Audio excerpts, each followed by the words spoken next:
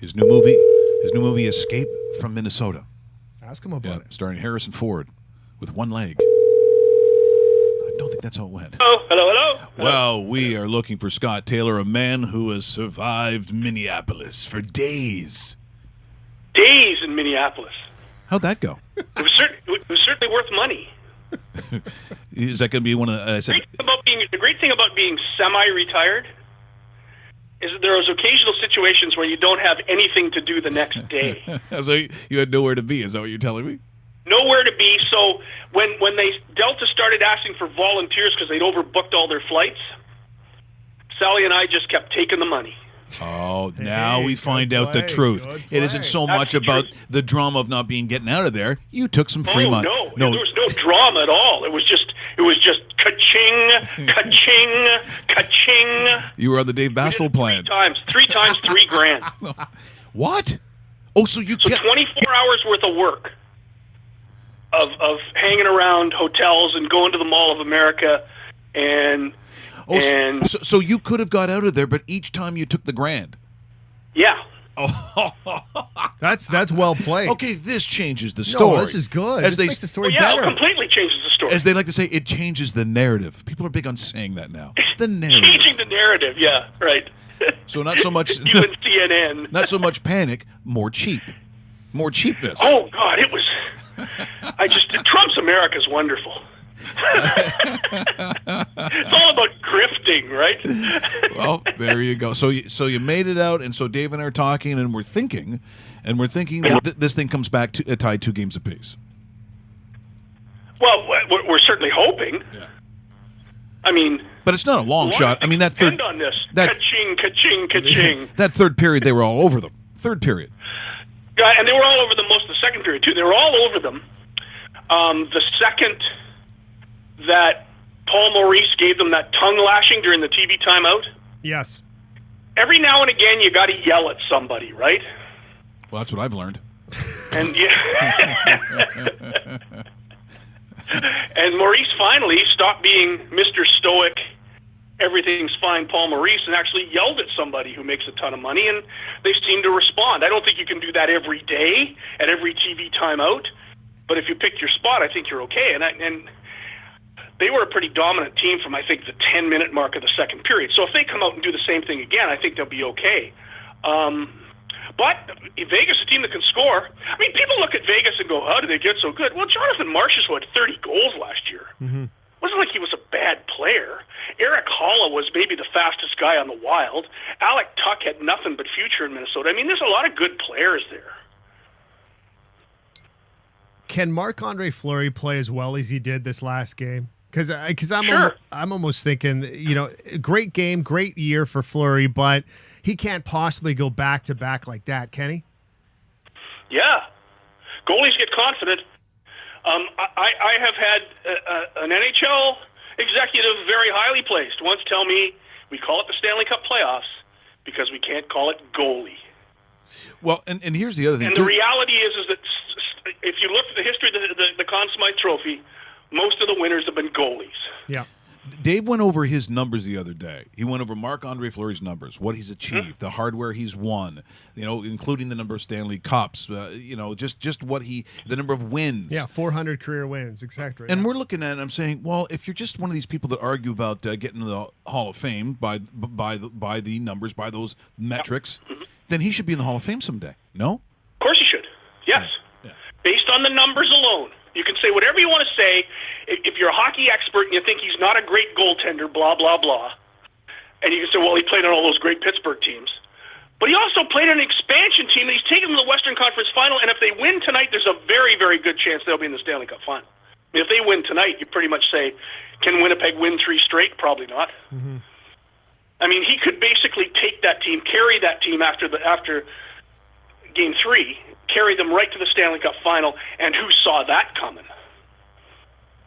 Well, this has been but even in the Stanley Cup Finals, and I don't know if we've seen it to this degree before, but aside from the home record that the Golden Knights have, what's the problem with home teams winning? Why are home teams not winning on home ice? Is it parity? Is it the fact that all the barns basically all look the same, so there's not that weird discrepancy if you had to go to a Boston or a Montreal Forum or a Buffalo Odd? But I've never seen it like this. It just seems almost like you could, if you were someone who was betting on the fact that these home teams would lose. Mm-hmm. Why? I wonder sometimes, and I mean, I certainly don't have an answer, and I don't think any of the coaches do either. But I wonder if there's just this home cooking feeling, this feeling that we're going to go out there and there's going to be 16,000 or 20,000 fans screaming and yelling for us all night long, and they're going to carry us, and we're just going to coast through and win this thing. And I've sensed that in the last 3 of the last 4 Jets games at home, that they figure that they can skate out in the ice with the whiteout and all the people in the streets and blah, blah, blah, and they can go through the motions and win the hockey game. And you can't do that. You've got to play, and you've got to play for 60 minutes. The Jets showed in their last game they didn't play 60 minutes. When they scored a tied at 1-1 and Vegas comes back and scores 12 seconds later, that's the kind of thing that makes coaches scream and yell at people. And I think it's happened too often to home teams that they think, well, we're going to win here. We're at home. We've gone on the road and won. What the heck? It's going to be easy now. And it's not easy. And you nailed it with the first comment. It's parity. These teams are all good. A conversation with Darren Helm once, about a year or two ago, who said, people don't understand that every player in this league is a good player. Hockey's opened up to the entire world. There are no bad players in the NHL.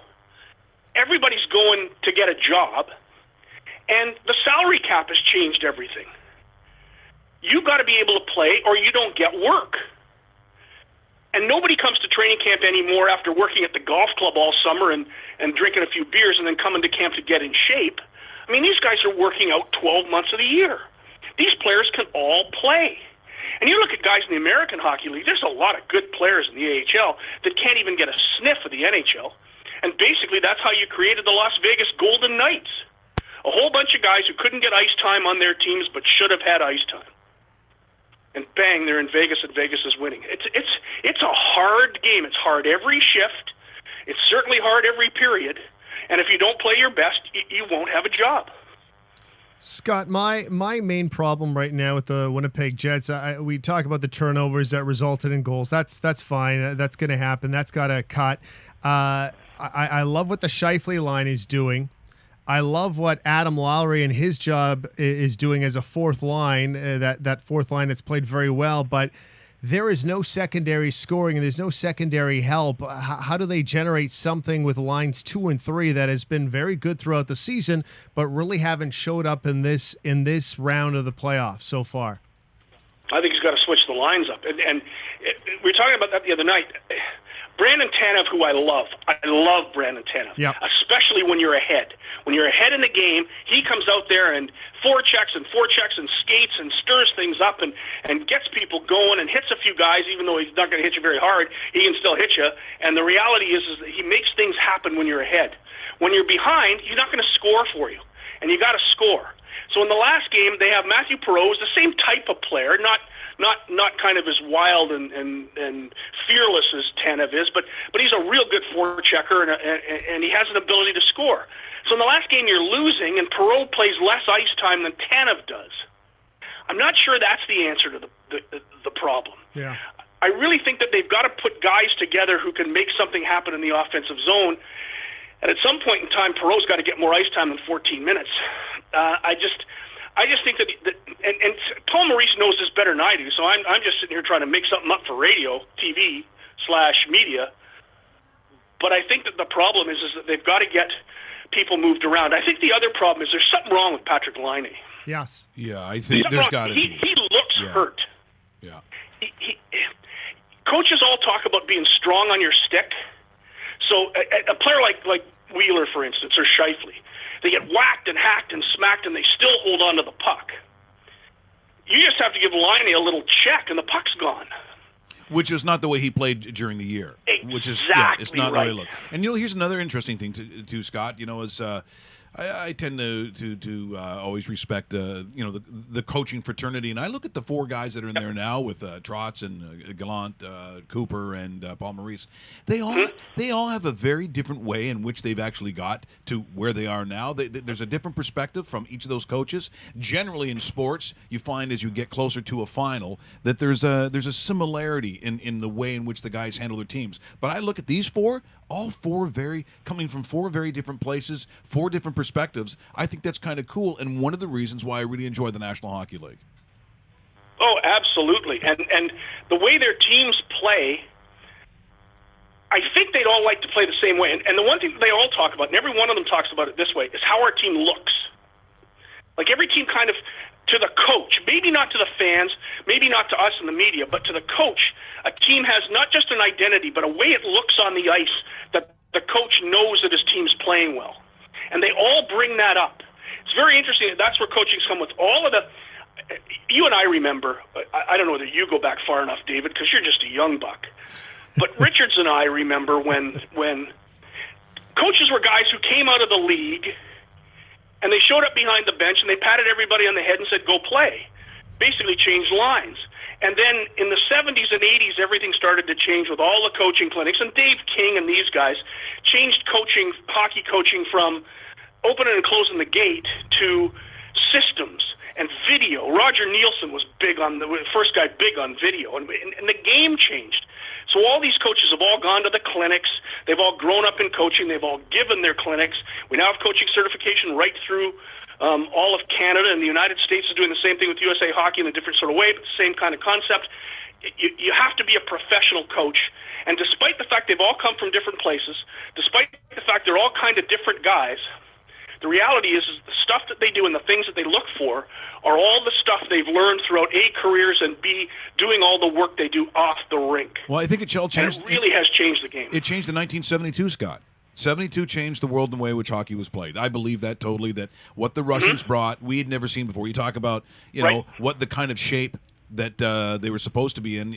There's all kinds of great quotes from the Canadian players saying that the Red Army, the Russian hockey players, used to run around the hotel, if you want to call it a hotel, where the Canadians were staying at like 6 o'clock in the morning, and some of them said, "Hey, by the way, we were just coming in at 6 o'clock in the morning."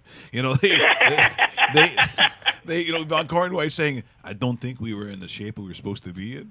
And yeah, we kind of noticed that in game number 1 when you scored the first 2 or 3 goals, and then it was like, wow, maybe we're fat. Are we fat? Do I look fat in this Maple Leaf? Yeah, that's right. Was it the 3 months in Muskoka eating steaks and bacon and beer? Was that not the right way to go about September? And it just we just don't. That looks. I mean, I would think kids now. Look, there's 10-year-olds who do dryland training. Like, to me, it's gone too far the other way. To me, it's too specialized. The kids play one sport. They don't get enough of being an athlete like Gretzky or anyone else from the day, or Gary Roberts, where they're playing lacrosse and they're playing baseball and they're playing whatever sport you want to play. Now they do one thing, Scott, and if they don't make it, it's trauma for the whole family, and I think that's too far. I think it's wrong. There's a family here in Winnipeg. I love them to death. Great people. And they're relatively well-to-do. They're doing fine, and their sons love hockey. Their sons are not old.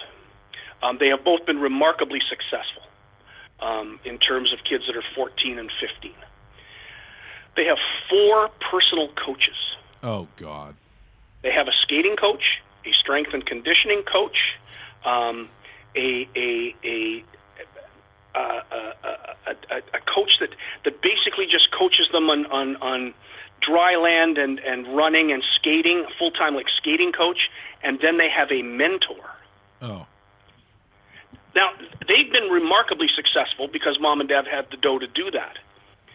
Not every kid gets to do that. But I sometimes look at the Geekies. Morgan Geekie, who's a real good Western Hockey League player, and his brother Noah, who was a real good junior player who could have gone to the Western League. They both played baseball. Mm-hmm. And Morgan's been drafted. He's got a chance to play in the NHL at some point in his career. And Noah just said, nope, I'm going to baseball academy. I'm playing baseball. Those, to me, are the kids that have had a better childhood. They've had the opportunity to play other sports and get a taste and find what they like. And they can make their own identities. They were given opportunities to play, and they played. The Moffats in Manitoba, great hockey players. They're also great baseball players. They've got a choice. I really don't think it matters if you play 12 months of the year. I don't think it matters at all. What, 1 out of 200,000 make it anyway, or whatever the number is? Yep. I don't know exactly. It's like 2.5%. 2.5%. So the reality is do something else, because you might want to do it later. You might come to a point in your life where you think you could be more successful with the other game or games. I get a real charge out of the Bo Jacksons of history, right? Yep. Yeah. Deion Sanders, guys who could have played 2, 3, 4 sports, played 2 as professionals. To me, those are the remarkable athletes and the kids that you really, really get excited for to watch their careers go.